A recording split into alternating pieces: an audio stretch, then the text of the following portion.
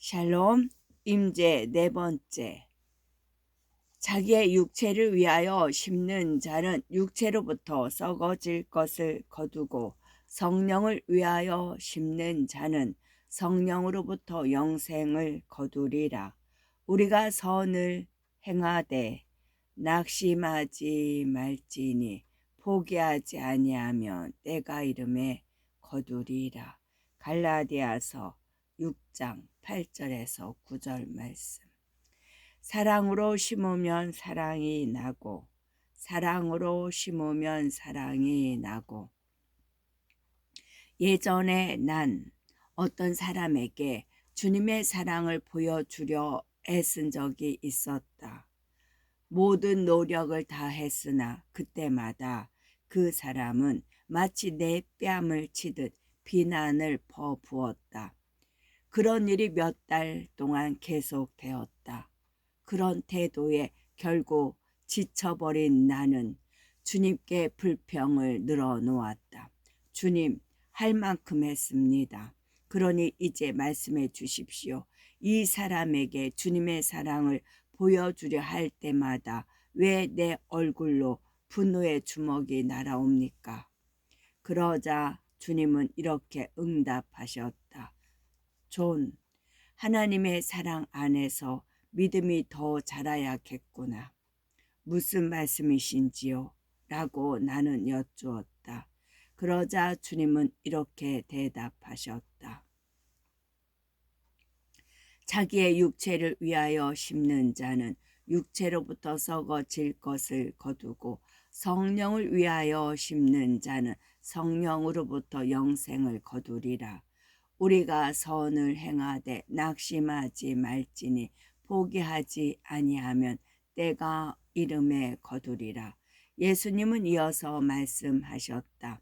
너는 하나님 사랑을 심으면 하나님 사랑을 거두게 된다는 원리를 알아야 한다.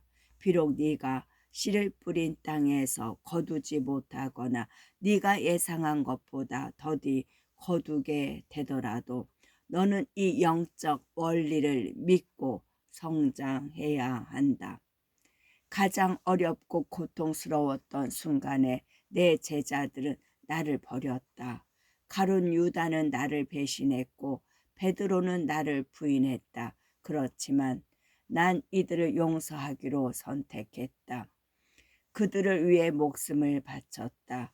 난 그들에게 잘못을 빌라고 요구하지 않았다. 아무런 대가 없이 그렇게 했다. 나에겐 아버지 하나님의 사랑에 대한 확신이 있었기 때문이다. 내가 하나님의 사랑을 심으면 내가 심었던 그 사랑을 하나님의 나라의 수많은 아들, 딸들로부터 거둘 수 있으리라 믿었다. 그 일이 있고부터 나는 내가 사랑을 베풀었던 사람으로부터 좋은 반응이 나오지 않아도 실망하지 않았다. 도리어 그런 사람들을 더욱 사랑할 수 있는 자유함을 얻었다. 그때에 많은 사람이 실족하게 되어 서로 잡아주고 서로 미워하게 했으며, 거짓 선지자가 많이 일어나 많은 사람을 미혹하게 했으며, 불법이 성함으로 많은 사람의 사랑이 식어지리라. 그러나 끝까지 견디는 자는 구원을 얻으리라. 본문의 앞부분에서 예수님은 종말의 징조에 관해 가르치셨다. 제자들이 예수님께 세상 끝에는 무슨 징조가 있을까요? 라고 여쭤보았기 때문이다. 재림이 임박한 순간에는 어떤 일이 발생하는가? 그때에 많은 사람이 실족하게 되어 한두 사람이 아니라 많은 사람이 그렇게 된다. 여기서 실족하는 사람은 누구일까? 12절을 보자. 불법이 성함으로 많은 사람의 사랑이 식어지리라. 여기에서 사용된 사랑이라는 단어의 원어는 아가페다. 신약 성경에서는 사랑이란 뜻의 헬라어를 여러 개 사용했는데, 필레오는 친구들 사이의 우정, 즉 조건적인 애정을 뜻한다. 반면에 아가페는 하나님이 그분의 자녀에게 쏟아부으시는 사랑을 의미한다. 이는 예수님이 우리에게 나누어 주신 무조건적인 사랑이다. 상대의 행동을 봐가면서 주는 사랑도 아니고 남이 나에게 얼마큼 되돌려 줄지 계산한 다음에 주는 사랑도 아니다. 아가페는 남이 나를 어떻게 대하느냐에 상관없이 베푸는 사랑이다. 아가페의 사랑은 아무 반응이 없을 때라도 한결같이 베푸는 사랑이다. 이 아가페의 사랑은 우리를 용서하시려고 예수님께서 십자가에서 피 흘리신 사랑이다. 반면 하나님이 중심에 계시지 않는 사랑은 모두 이기적인 사랑이다. 이기적 사랑은 타인이 거절한다든지 혹은 적절한 보상이 없으면 사랑을 주지 않는다. 이스라엘의 상황과 자연 현상을 보면서 사람들은 그리스도의 재림이 가까웠다고 말한다. 나도 그렇게 생각한다. 그 분명한 증거가 바로 그리스도인의 아가페 사랑이 많이 식었다는 점에 있다. 그렇더라도 나 역시 그렇게 살아갈 것인가? 내가 이 시대를 분별하는 부정적인 증거가 될 필요가 있을까? 오히려 희망의 증거가 되어야 하지 않을까? 오늘의 적용. 내가 하나님과 맺는 관계 그리고 타인과 맺은 사랑의 관계를 평가해 보라. 그 사랑의 기초는 아가페 사랑인가 아니면 필레오 사랑인가? 그 관계 속에서 아가페 사랑을 더 깊게 할 방법은 없는가? 이 문제에 대한 구체적인 방법을 생각해 보라. 오늘의 기도. 주님의 은혜로 사랑과 용서의 씨앗을 심기로 결정합니다. 주님과 더 친밀히 동행하도록 나의 발을 인도하소서. 세상은 조건적으로 사랑하라고 말합니다. 그러나 나에게 주의 능력을 부으셔서 예수님처럼 아무런 조건 없이 사랑할 수 있게 되길 간구합니다. 예수님의 죽음과 부활을 통해 알게 된 세상을 향한 주님의 끝없는 사랑을 찬양합니다. 나를 향한 주님의 한없는 사랑을 찬양합니다. 하나님과의 친밀한 관계로 들어가는 이 길에서 저를 친히 인도해 주시니 감사합니다. 저의 계획들을 주님의 손에 맡기며 모든 것을 주님의 사랑으로 충만케 채워주시길 간구합니다. 예수님의 이름으로 기도드립니다. 아멘. 그때에 베드로가 나와 이르되 주의 형제가 내게 죄를 범하면 몇 번이나 용서하리이까? 7번까지 하오리까? 예수께서 이르시되 네게 이르노니 7번뿐 아니라 7번을 70번까지라도 할지니라. 마태복음 18장 21에서 22절. 빚쟁이에서 자유인으로 빚쟁이에서 자유인으로. 베드로가 7번까지 죄를 용서해야 하냐고 물었을 때 그는 7번도 아주 많이 용서해 주는 것이라고 생각했을 것이다.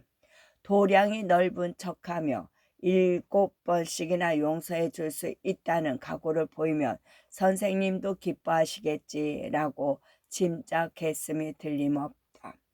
그런데 베드로는 충격적인 답변을 들었다. 예수님은 그야말로 잔물을 끼얹으셨다. 7번을 70번까지 바꿔 말하면 하나님의 용서하는 방식은 무한대로 용서하라는 것이다. 요점을 강조하기 위해 예수님은 다른 한 비유를 연이어 말씀하셨다. 그러므로 전국은 그 종들과 결산하려 하던 어떤 임금과 같으니 결산할 때에 10,000달란트 빚진 자 하나를 데려오매 이 종은 도저히 갚을 수 없는 만큼의 빚을 졌다.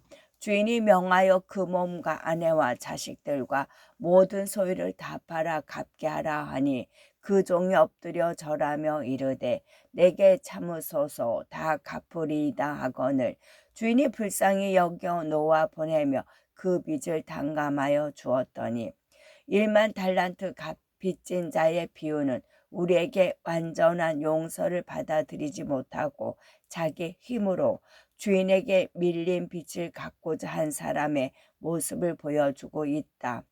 이 비유에서 왕은 하나님 아버지를 상징한다. 그분은 갚을 길이 막막한 엄청난 빚을 탕감해 주셨다. 우리가 하나님께 진 빚은 영원한 시간이 지나더라도 갚을 수가 없다. 우리의 죄는 감당할 수 없을 정도로 차고 넘치기 때문이다. 그래서 예수님은 우리의 모든 빚을 대신 갚아 주셨다. 우리의 빚은 이제 더 이상 존재하지 않는다. 본문에 등장하는 종의 상황과 우리의 상황은 매우 비슷하다.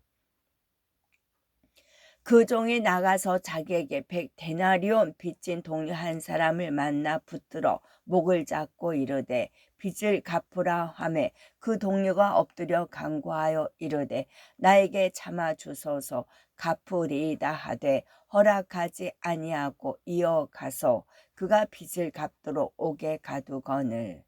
종의 친구는 그에게 상당한 돈을 빚지고 있었다. 몇 백만 원이나 1,000만 원쯤 되었을 것이다. 하지만 이 종이 방금 탕감받은 금액에 비하면 아주 적은 돈이었다. 한 달란트는 약 6,000데나리온이다. 당시 시의 한 데나리온은 노동자의 하루 품삯이었다. 하루 품삯을 10만으로 치자면 약 6억 원 정도 되는 돈이다. 그렇다면 1만 달란트는 개인은 물론 거대한 기업도 감당하기 힘든 약 6조 원에 달하는 엄청난 금액이다. 용서하지 못하는 자는 그가 하나님께 얼마나 많은 빚을 졌으며 그 빚이 완전히 탕감되었음을 모르는 사람이다. 우리는 하나님께 죄와 반역으로 깊은 상처를 안긴 자들이었다. 하지만 하나님은 조건 없이 이 모든 죄들과 빚으로부터 우리를 용서하셨다. 그 희생의 대가는 온 우주를 다 주어도 찾을 수 없었기에 예수님께서 스스로 당신의 모습을 내놓으셔야만 했다. 예수님은 오늘 본문을 통해서 용서하지 못할 때 어떤 실족함이 있는지 말씀하셨다. 우리가 받은 용서가 얼마나 가치 있는 것인지 안다면 그에 기초하여 우리가 베푸는 용서에도 그분의 은혜를 닮은 가치가 담겨 있음을 믿는다. 하지만 우리가 누군가를 용서하지 못한다면 하나님의 용서가 그 힘을 발휘하지 못함을 명심하라. 오늘의 적용, 억울하다고 생각하는 일들을 마음에 고이 간직하고 있지는 않은가? 마음에 소중한 것만 담아두어도 그 자리가 부족한데 용서치 못한 마음의 패배와 상처 보따리를 짊어지고 가는 모습은 얼마나 안타까운 일인가? 그때 겪은 불쾌함과 무거운 마음을 십자가 앞으로 가지고 나와 주님 손에 맡겨드리고 거기에서 놓여 자유하라. 오늘의 기도. 주님, 내가 부당하게 당했던 일을 마음에 새겨두고 그를 미워하면서 즐거워했던 적이 있습니다. 그런 짓을 한 사람들을 심판석에 세워두고 자비 없는 판결을 내렸고 그것이 마땅하다고 생각했습니다. 그러나 이런 일들이 주님께 기쁨이 되는 모습이 아님을 알고 있습니다. 예수님을 통해 내 모든 죄가 씻기고 주께서 나의 엄청난 빚을 탕감해 주셨다는 이 놀라운 사실을 더 깊이 알아가게 도와주십시오. 내 마음을 상하게 하는 자들을 주님의 사랑과 너그러운 마음으로 용서할 수 있는 은혜를 부어 주소서. 주님의 성령의 능력이 제 삶의 모든 순간을 이끄시도록 간구합니다. 사람들을 용서하는 법을 가르쳐 주소서. 오늘 제 삶에 임하는 주님의 진리를 찬양합니다. 이 모든 것을 예수 그리스도 이름으로 기도합니다. 아멘. 너희에게 이르노니 너희 원수를 사랑하며 너희를 박해하는 자를 위하여 기도하라.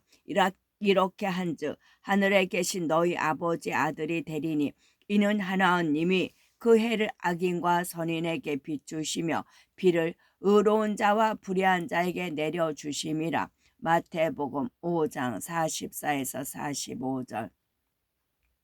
이같이 한즉 하늘 아버지 아들이 되리니 이같이 한즉 하늘 아버지의 아들이 되리니. 수년 전에 누군가로 인해서 기분이 상한 적이 있었다. 그는 나와 같은 사역지에 있었고 그 일은 한 번에 그친 것이 아니라 1년 반에 걸쳐 수차례 반복해서 일어났다. 오랜 기도와 금식 끝에 나는 간신히 주님 그를 용서해 주시고 그가 받아 마땅한 심판으로부터 구해 주소서라는 기도를 드릴 수 있게 되었다. 그러자 내 멍에는 즉시 사라졌고 중압감도 사라졌다. 그러나 그건 회복의 시작이었을 뿐이다. 그로부터 수개월이 흐른 후 그를 용서하기 전에 가졌던 기분 나쁜 감정이 다시 떠올랐다. 나는 그 감정과 홀로 싸우다 마침내 다시 주님 앞으로 나아갔다. 나는 하나님께 그를 용서하기 전에 감정이 다시 떠오를 때 어떻게 다뤄야 할지 여쭤보았다. 그러자 주님은 마태복음 5장 44에서 45절의 말씀을 통해 나를 인격적으로 모독한 그 사람을 위해 기도하라고 하셨다. 그래서 나는 기도했다. 처음엔 아무런 열정 없이 따분하고 단조로운 목소리로 기도했다. 그리고 의무감으로 기도 끝에 주님, 그를 축복하소서, 그가 하는 일마다 잘되게 하소서, 예수님 이름으로 기도합니다. 아멘을 덧붙였다. 그 후로 수주일이 지났으나 아무 진전이 없었다. 그런데 어느 날 아침 주님께서 시편 35편을 읽으라고 하시는 것 같았다. 이유는 알 수 없었지만 주님의 말씀에 순종하고 읽어 내려가기 시작했다. 그리고 중간쯤에 이르렀을 때 내게 깨달음이 왔다. 불의한 증인들이 일어나서 내가 알지 못하는 일로 내게 질문하면 내게 선을 악으로 갚아 나의 영혼을 외롭게 하나. 하나님은 이 시편 35장을 통해 지난 몇 년간 내가 겪은 영적 전투의 양상이 무엇인지를 정리해 주셨다. 나는 시편의 다윗과 나를 동일시할 수 있었다. 내 생각에는 나를 괴롭힌 그 사람과 그의 동료들이 내게 보였던 선을 악으로 갚은 것 같았다. 그래서 나는 슬픔에 빠졌다. 말씀을 통해 위로를 받은 나는 시편을 계속 읽어 내려갔다. 나는 그들이 병들었을 때에 굵은 베옷을 입으며 금식하여 내 영혼을 괴롭게 하였더니 내 기도가 내 품으로 돌아왔도다. 내가 나의 친구와 형제에게 행함같이 그들에게 행하였으며 내가 몸을 굽히고 슬퍼하기를 어머니를 곡한같이 하였도다. 그 악한 무리는 다윗을 파멸시키려는 의도로 그를 공격했다. 그러나 다윗은 악을 악으로 갚지 않았다. 다윗은 하나님 앞에 바로 서서 원수가 마치 자기 친구나 형제라로 된 것처럼 그들을 위해 간절히 기도했다. 그리고 어머니를 잃은 슬픔을 안고 기도하는 사람처럼 그들을 위해 애통하며 중보했다. 하나님은 나에게 원수를 위해 어떻게 기도해야 하는지 그 전형을 보여주셨다. 그 이후로 원수를 향한 기도의 내용이 완전히 바뀌었다. 이젠 더 이상 하나님이여 그를 축복하소서. 그가 즐거운 하루를 보내게 하소서. 다윗의 기도는 드리지 않았다. 나의 기도는 그의 삶에 스며들었다. 오직 그에게 당신을 더욱 강력하게 계시해 주소서. 당신의 임재로 그를 축복해 주소서. 당신을 더욱 친밀하게 알도록 그의 영혼을 인도하소서. 당신을 기쁘게 하며 당신의 이름에 영광을 돌리는 자로 그를 변화시켜 주소서. 그를 위해 한 달 정도 열심히 기도한 후 나는 마침내 목소리 높여 나를 괴롭게 했던 그를 향해 이렇게 외치게 되었다. 축복받아 마땅한 당신, 예수님의 이름으로 당신을 사랑합니다. 이는 내 영혼 깊숙한 곳으로부터 터져 나온 함성이었다. 내 이익의 목적으로 그를 위해 기도하던 것에서 내가 축복받도록 기도하는 것으로 옮겨짐으로 나의 마음도 완전히 치유받았다. 오늘의 적용. 당신의 기분을 상하게 했던 사람들을 위해 기도하라. 앞으로 몇 주 동안 그들의 형통을 위해 한 사람씩 구체적으로 기도하라. 하나님이 당신에게 해주기를 원하는 것들이 그들의 삶 가운데 이루어지도록 중보하라. 오늘의 기도. 주님, 저에게는 되풀이되어 발생하는 문제가 있음을 고백합니다. 저는 이 문제를 십자가 발 앞에 내려놓기를 원했습니다. 그러나 인간적인 연약함으로 내려놨던 무거운 문제를 다시 짊어지고 갑니다. 주님이 제 마음을 변화시켜 주소서. 주님, 누구를 위해서 기도드립니다. 이 사람의 인생을 만져주시고 믿음으로 당신과 동행하는 사람으로 변화시켜 주소서. 당신의 은혜와 능력으로 이 문제의 영적 돌파를 체험하게 해주소서. 당신과 그를 향한 사랑으로 제 마음을 채워주시니 감사합니다. 이제 이 문제는 제 손을 떠났습니다. 모든 것을 전능하신 주님의 손에 맡깁니다. 이제 제 마음을 주님께 모두 드립니다. 예수님의 전능하신 이름으로 기도 올립니다. 아멘. 과거와 화해하기. 과거와 화해하기. 주님은 우리 인생에서 새로운 일을 행하기 원하신다. 우리는 성령의 능력을 힘입어야만 과거를 극복하고 새로운 소망으로 나아갈 수 있다.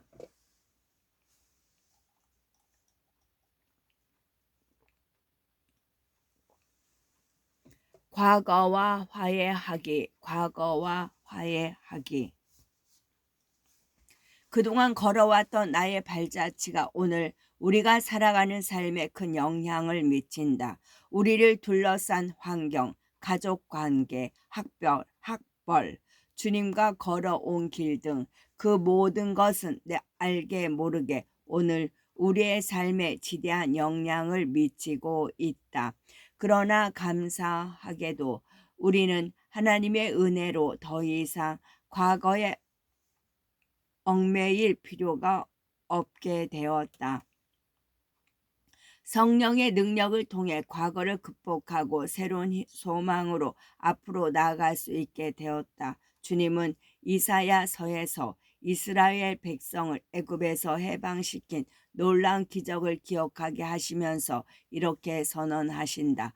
너희는 이전 일을 기억하지 말며 옛날 일을 생각하지 말라. 보라, 내가 새 일을 행하리니 이제 나타낼 것이라. 너희가 그것을 알지 못하겠느냐. 반드시 내가 광야의 길을 사막의 강을 내리니 이럴듯 주님은 우리 인생에서 새로운 일을 행하기 원하신다. 하지만 이런 진리는 쉽사리 내 것이 되지 못한다. 우리는 지금껏 편안하게 거할 수 있었던 안전지대를 벗어나 하나님과의 모험을 시작할 준비가 되어 있지 않기 때문이다. 편안한 삶에 익숙한 우리의 생활 양식이 한번 굳어지면 좀채 바뀌지 않는다. 그리고 하나님의 진리는 종교적 전통이나 견고한 징과 충돌하기도 한다. 예수님은 인간이 만든 틀에 하나님이 들어가시지 않고 하나님이 만드신 새로운 틀로 인간이 담겨야 함을 말씀하셨다. 그러나 바리새인들은 이 새로운 변화의 물결에 저항했고 그들의 전통에만 매달렸다. 그러므로 우리가 지금의 수준에서 다음 단계로 올라가려면 그저 편안하게만 사는 수준에서 벗어나 성령의 길을 추구해야 한다. 자신만의 안전지대를 떨치고 나오면 새로운 삶이 시작될 것이다. 앞으로 묵상할 내용들을 통해 하나님이 보여주실 진리를 기대해 보자. 그리고 이 진리를 통해 내 발목을 잡고 있던 과거의 족쇄들이 풀리고 하나님을 더욱 신뢰하게 되는 통찰력이 생겨나길 기도한다. 자신이 참으로 한심스러운 상황에 놓여 있다 해도 하나님의 약속을 굳게 붙잡아라. 예수님의 말씀에 희망을 걸라. 사람으로는 할 수 없으되 하나님으로는 그렇지 아니하니 하나님으로서는 다 하실 수 있느니라. 이제 이 진리를 함께 살펴보며 하나님의 임재로 들어가 보자. 우리는 하나님의 작품입니다. 선한 일을 하게 하시려고 하나님께서 그리스도 예수 안에서 우리를 만드셨습니다. 하나님께서 이렇게 미리 준비하신 것은 우리가 선한 일을 하며 살아가게 하시려는 것입니다. 에베소서 2장 10절 새 번역. 과거도 하나님의 작품이다. 과거도 하나님의 작품이다. 몇 년 전의 일이다. 나 리사는 영광스럽게도 전국 크리스천 컨퍼런스의 두 강사 중 한 명으로 초대되었다. 전날 강연을 잘 마친 뒤 그날은 오후 강연이 있는 날이었다. 강의 전 그날의 강사들과 함께 점심 식사를 하기 위해 기다리고 있었다. 유명한 하나님의 연인들과의 만날 기회, 그것도 한꺼번에 만날 수 있는 기회를 얻은 나는 가슴이 떨렸다. 나는 그들과 대화를 나누며 이것저것 물어볼 수 있으리라고 기대했다. 게다가 오늘은 아이들 없이 혼자 왔으니 훨씬 더 자유로웠다. 그녀들과 식당으로 가고 있는데 갑자기 성령의 음성이 들렸다. 주차장으로 나가라. 자동차 안에서 네게 할 말이 있다. 나는 마치 엄마에게 불려가는 아이의 심정으로 이렇게 여쭈어 보았다. 하나님, 왜 하필 지금인가요? 식사를 하고 난 뒤에 나중에 나가면 안 될까요? 그러나 성령님은 나의 제안을 받아들이지 않으셨다. 그래서 난 발걸음을 돌려 내 차로 돌아갔다. 못마땅한 심정으로 차 안에 앉아 있었다. 아마도 그때쯤 다른 강사들은 서로 만나 인사를 나누고 있었을 것이다. 하나님께서 말씀하시는 진리를 기록하려고 종이와 펜을 들었다. 내가 듣는 것이 진짜 그분의 음성인지 확인하기 위해 성경도 이리저리 넘겨보았다. 얼마 동안 그곳에 있었는지 기억이 나진 않는다. 그렇지만 하나님의 임재 풍성함 속에서 교제를 나눈 시간이었다. 시간이 흘러 내가 강의할 순서가 되었는데도 난 자리를 떠나고 싶지 않았다. 그날 오후에는 당신의 과거로부터 탈출하라는 메시지를 전할 계획이었다. 이 주제는 나의 첫 번째 책에서 이미 다뤘기 때문에 상당히 자신감이 있었다. 그러나 하나님은 내게 전할 메시지를 확장시켜 주셨다. 하나님께서는 사람들은 과거와 단절하기 원한다고 하면서도 과거의 사건과 경험들을 가지고 와서 현재의 행위를 합리화시키는 변명거리로 사용하고 있다고 하셨다. 과거를 현재를 위한 변명거리로 사용하는 순간 그 과거는 우상이 된다. 우상은 우리가 힘을 실어주는 것이 우리가 힘을 실어 주었거나 그로부터 힘을 얻어내는 대상이기 때문이다. 우상은 우리가 힘을 실어 주거나 그로부터 힘을 얻어내는 대상이기 때문이다. 어떤 사람은 삶의 문제에 대한 실마리를 잡으려고 과거를 들춰내기도 한다. 그들은 과거가 현재를 정당화시켜 준다고 생각한다. 하지만 그건 속임수일 뿐이다. 과거는 미래를 정당화시킬 수 없다. 우리가 과거를 살펴볼 때에는 그것이 우리 생각에 좋은 것이든 나쁜 것이든 우리 인생 가운데 행하신 그리스도의 일하심을 설명하는 방향이 되어야 한다. 우리는 하나님의 걸작품이다. 우리를 만드신 작업소는 바로 그리스도 예수 아니다. 그리고 우리를 새롭게 창조하신 목적은 선한 일, 즉 하나님이 보시기에 좋았더라 하고 감탄하시는 인생으로 살게 하시려는 것이다. 또한 하나님은 이 모든 것을 미리 준비하셨다. 과거는 미래를 완전히 설명할 수 없다. 왜냐하면 하나님이 중간에 아니 영원전부터 우리 삶에 개입하셨기 때문이다. 진정한 순종은 하나님의 진리를 우리 인생에 적용하는 것부터 시작한다. 오늘의 적용.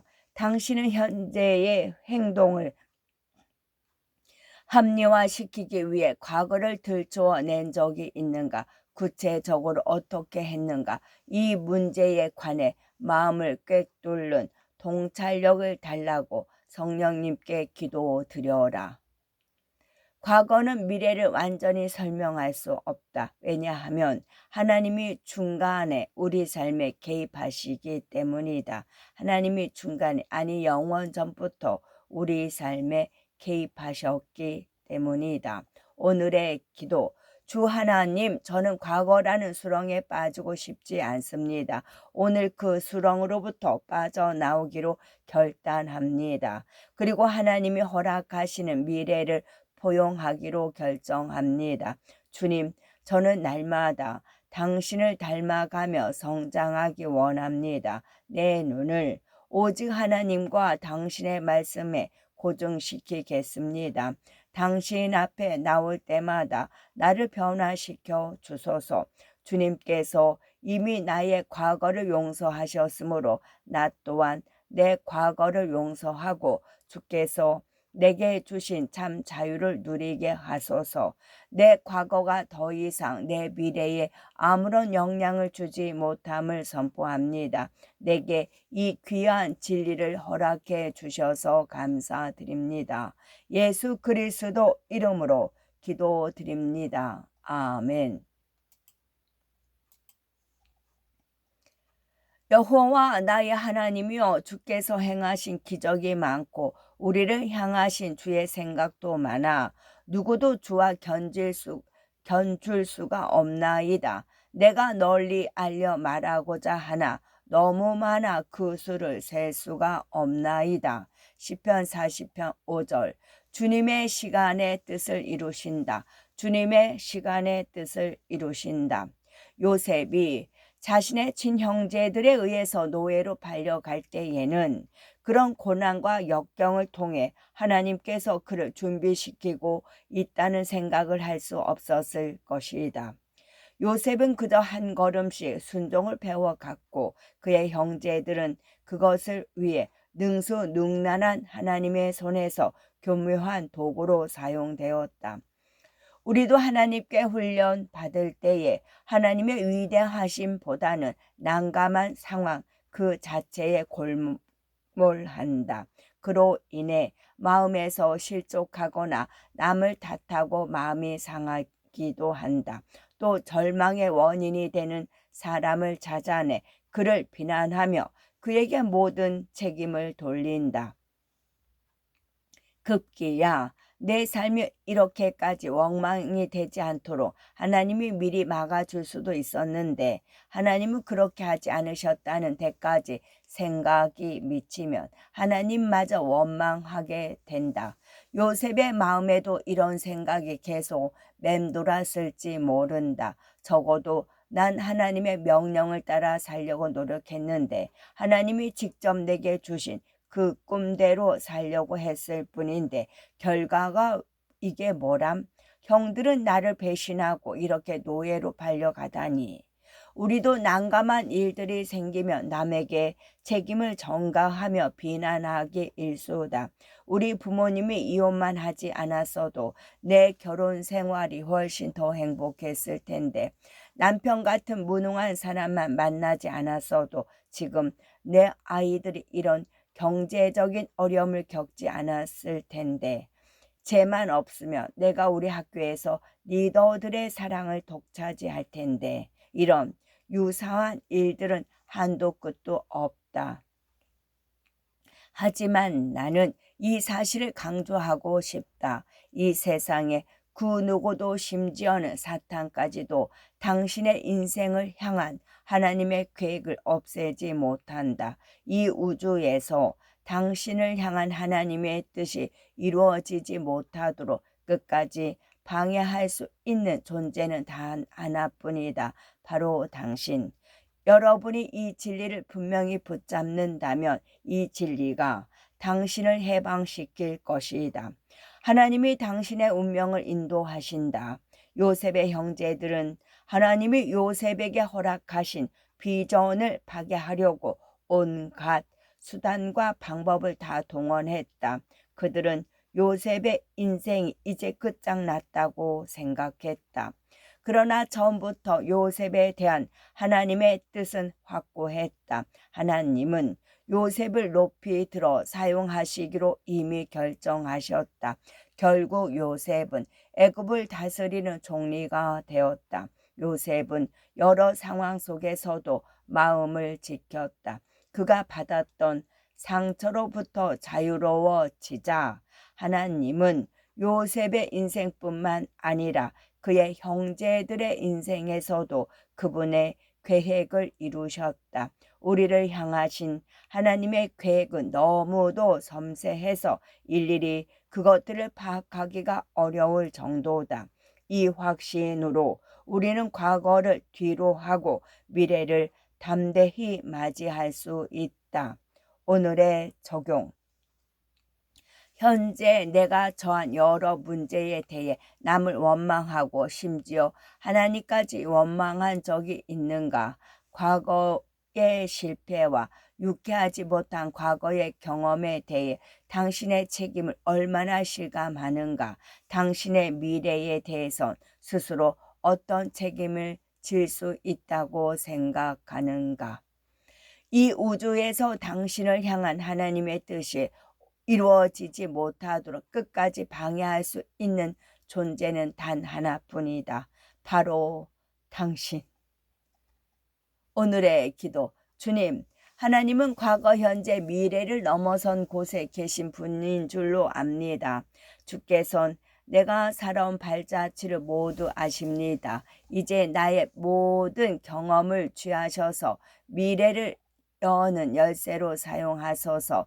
만약 나의 공공한 저지를 남의 탓으로 돌리려 했다면 그것은 저의 잘못이었습니다. 용서하소서. 내 인생을 향한 당신의 계획을 보여주시고 매일 당신의 인도하심을 따라 살 수 있는 용기를 허락하소서.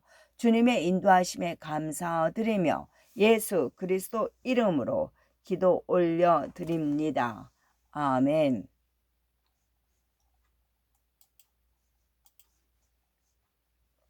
경건의 형제 우애의 사랑을 더하라. 이런 것이 너에게 있어 흡족한즉 너희로 우리 주 예수 그리스도를 알기에 게으르지 않고 열매 없는 자가 되지 않게 하려니와 이런 것이 없는 자는 맹인이라 멀리 보지 못하고 그의 옛죄가 깨끗하게 된 것을 잊었느니라. 베드로후서 1장 7절에서 9절. 근시 안을 넘어서 이런 그림을 한번 상상해 보자. 당신의 눈앞에 생명책이 펼쳐져 있는데 그 책에는 당신에게 불리한 기록들로 가득하다. 거룩하신 심판자 앞에서 당신의 제목들은 끝도 없이 나열된다. 당신은 이렇게 가다간 이 모든 죄를 용서받을 수 없을 것 같아 두려움에 떨고 있다. 거룩하신 하나님께서 내 삶을 낱낱이 들여다보셔도 당당할 만큼 그렇게 완벽하게 살지 못했기 때문이다. 결국 너는 죄인으로 판명되었다는 판결이 나온다면 당신은 깊은 슬픔에 흐느낀다. 그 순간 당신의 유일한 희망인 우리를 변호해 주시는 하나님의 아들이신 예수께서 앞으로 나와 이렇게 말씀하신다. 아버지, 방금 그에게 유죄 판결을 내리셨습니다. 그는 이런 심판의 날이 올 것을 이미 알고 있었습니다. 그래서 죄로 엉망이 된 그의 인생을 주를 왕으로 모시는 삶으로 맞바꾸었습니다. 그는 저의 종입니다. 그가 지은 죄의 값은 제가 십자가에서 흘렸던 피로 모두 사라지는 게 마땅합니다. 그의 죄값은 나의 보혈의 피로 충분히 보상되었습니다. 예수님의 증언에 이어 하늘의 재판관은 너는 용서받았다고 선언했다. 당신은 이제야 비로소 자유로워졌다. 그 안도와 기쁨을 한번 상상해 보라. 극적으로 하나님 나라의 영원한 시민으로 확정된 것이다. 그동안 쌓아온 선행이 많아서도 아니고 그렇다고 악행이 없어서도 아니다. 오직 예수님 때문에 그렇게 되었다. 즉 예수님의 의가 당신에게도 부여된 것이다. 성도가 믿음, 덕, 지식, 절제, 인내, 경건, 양성과 사랑에서 자라갈수록 하나님과의 친밀감도 따라서 자란다. 하지만 각 사람이 성장하는 속도는 믿음의 실천 여부에 따라 달라진다. 우리에게 분명히 계시된 진리에 순종하지 않으면 자신을 속이는 자가 된다. 아직도 교묘한 심리와 육신의 일들로 죄를 정당화시키려 한다면 우리의 마음이 스스로를 정죄할 것이다. 동시에 이런 경고도 있다. 그러나 이런 것들을 갖추지 못한 사람은 근시한 이거나 앞을 못 보는 사람입니다. 이런 사람은 자기의 옛죄가 깨끗하여졌음을 잊어버린 것입니다. 신앙생활을 하면서 이런 열매들이 더욱 뚜렷해지고 풍성해지는 일이 없다면 그는 자신의 시각보다 더 넓은 하나님의 시각으로 주님의 일하심과 자신의 인생을 볼 수 없다. 나 리사는 지독한 근시안이다. 안경을 쓰지 않으면 가까이 있는 남편도 못 알아볼 정도다. 물건이 코앞에 있지 않는 한 찾지 못한다. 마찬가지로 베드로는 자신의 죄가 깨끗이 씻겼다는 사실을 잊은 사람들이 이런 근시안과 같다고 말한다. 더 이상 책임질 필요가 없는 일을 해명하느라 고생하는 것은 어리석은 일이다. 내 죄가 깨끗이 씻겨진 것을 기억한다면 그건 내가 새로워지기 전의 일입니다 라고 간단히 말하면 된다. 영적인 근시안이 되지 않고 하나님의 시각으로 자기 인생을 보기 위해서는 날마다 주님 안에서 자라가는 것이 필요하다. 다시 구원의 원래 목적으로 돌아가 보자. 구원의 주된 목적은 우리의 과거가 하나님의 섭리 안으로 들어와 재해석되는 것이 아닌가. 아무 의미 없던 나의 과거가 하나님과의 관계 속에서 새롭게 보이고 회복되는 것이 아닌가. 하나님의 생명과 하나 되어 그분의 생명으로 하나님의 뜻을 이루는 삶이 아닌가. 우리가 영적인 근시안이 되지 않고 하나님의 시각으로 자기 인생을 보기 위해서는 날마다 주님 안에서 자라가는 것이 필요하다. 오늘의 적용. 당신은 지금 자질구레한 일에 얽매여 당신의 삶에 대한 큰 그림을 놓치고 있지는 않은가? 과거의 모든 죄를 용서해 주시는 십자가의 능력을 한번 묵상해 보라. 그리고 하나님이 베푸시는 용서를 찬양하며 영원한 세계에 대한 안목을 갖게 해달라고 기도하라. 영원한 하나님의 나라라는 관점에서 당신의 인생을 재조명해 보라. 오늘의 기도. 아버지 하나님, 머릿속을 맴도는 잡념들을 잠재워 주시고 제 시선을 과거로 돌리려 하는 근시안적인 생각들로 돌이켜 주소서. 주님이 나의 모든 과거를 용서하셨음을 믿고 감사드립니다. 하나님과 인간 사이의 중재로 오신 예수 그리스도를 찬양합니다. 예수님을 닮아가며 매일 성장할 수 있도록 지혜를 주소서. 예수님을 내 삶의 주인으로 모시게 된 것을 감사드리며 예수 그리스도 이름으로 기도드립니다. 아멘.